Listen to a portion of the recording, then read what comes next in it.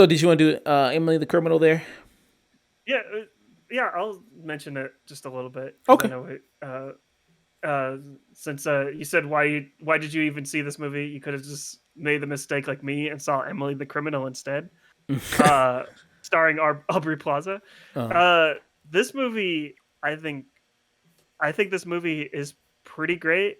Basically, is a movie of starring a a basic millennial that is kind of working through just working through today's day and age, like with student loan debt, and she's just working odd jobs like independent contractor, odd jobs until like one of these days, like her coworker basically gives her like a phone number to call and said that he made like $200 in an hour. So she goes to this so she calls this number and they tell her to go to this address at this time.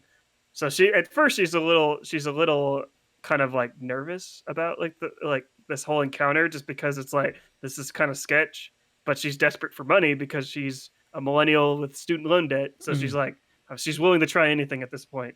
So she goes to this this meeting, and like the person that she meets is Aubrey Plaza's character Emily. The person that she meets is Yusuf, played by Theo Rossi. Mhm. Rossi, I think I'm saying that right. But like basically, he runs like this like credit fraud business where he hires people to buy products for them with stolen credit cards that he prints himself, and then he sells the products that they buy like on the black market or Craigslist.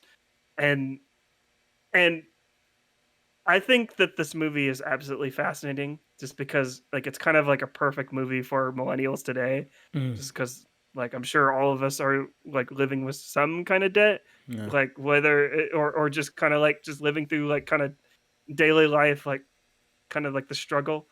And I think Aubrey Plaza kind of like is kind of like the perfect embodiment of that, where she's kind of like discovering who she is, but she's also working like three or four jobs, and like she's also an artist too, and she can't really fulfill like all of her artist stuff, so she's willing to kind of like uh do anything to kind of fulfill like like her passions and stuff like that.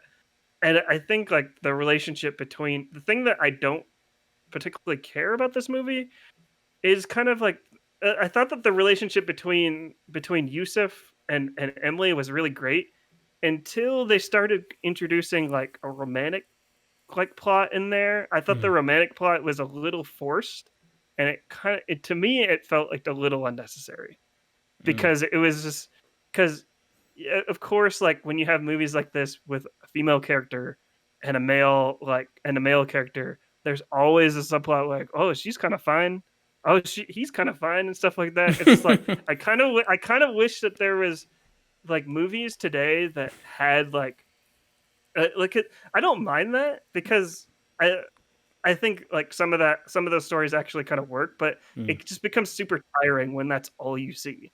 And I kind of wish that like the way like this relationship played out, I just kind of wish it played out in a way where it's like they were both kind of helping each other because they're both kind of struggling through like the hellscape that we are living in right now. Mhm. And uh that like they both kind of needed each other, but not like I don't know. I think that's kind of like my issue. I think a lot of people probably like it, uh, like that part, but Mhm. I don't know. I think this movie's really great. I think Aubrey Plaza, but this the I haven't seen what's that other one Ingrid that Goes she's West. in? Yeah, I haven't seen that one, but I know Aubrey Plaza from Parks and Rec, and I think that her kind of deadpan acting style, whether it's comedic or drama like this, like in this movie, Mhm. it kind of works perfectly for a lot of roles that she's playing. And I don't know. I yeah, I generally really like this film. I just think that some of like the motivations for like on the romantic like subplots were a little forced, but yeah, Mm, that's my quick review and stuff like that. So yeah, Ingrid Goes West. That's a good millennial movie too, because that's all about social media, and mhm, depression and everything like that. I think that's a great kind of millennial movie there. So I highly recommend you yeah, check that out. Yeah, but this movie looks really great. I've been hearing a lot of great things about it. Yeah, about Emily the Criminal and myself. And I see your point about like relationships. Sometimes they can force that in movies of like, hey, we got two attractive people. Let's just kind of get them mhm, together because love stories are big. People, I guess, they think like, hey, demographics says, we got this graph and charts and statistics that say people love to see love romantic stories in movies. So we got to kind of fit this in here somehow, even though when it yeah, really probably doesn't fit best for the story. Um, so I and can yeah, go ahead. like another thing too that I would like to add is like the audience that I saw this with too. Mm, The way that this movie kind of paints like the whole being a criminal and also just like the millennial like condition of like this kind of like the struggle that we go through of like strike like with student debt and just like loans in general and just like trying to get like a job and like like the way that struggle is so hard sometimes we do want to kind of break the law and kind of like bend the rules a little bit to work in our favor. mm, I feel like it kind of the way it paints that it makes it seem like that should be the right thing to do, and I'm kind of like on the opposite side of that. It's like, yeah, life can get hard, but I would never like steal or anything like that. mm, And the just like the audience that I saw this with, they're kind of like, "Oh, maybe I should do that." I heard like people like talking like it in my theater, like kind of like thinking like, "Oh, that's a good idea." And I'm just like, I think like when you get like general like normal people like kind of like getting the idea from that is it's kind of worrisome. I'm not saying that like media has like that effect on people, but it's just like the way it kind of like uh what's the word I'm thinking of? I can't think of the word, but the way it portrayed being a criminal, I thought was like they're because romanticizing at it. the end, yeah, it's kind of romanticizing like being a criminal, and like especially towards the end of this movie, I won't spoil like what happens, but like, well, yeah, I don't really want to spoil it, Okay. but let's just say like, yeah, I won't spoil it, but let's just say good Okay. things kind of like it kind of has like a happy ending, and Oh, okay. and uh I just think i- it's I walked out of the theater kind of like kind of just thinking like, yeah, maybe this Okay. isn't the right message. It's like it's like being a criminal, like that'll bring you good things. I'm just like, no, probably not. Not for everyone.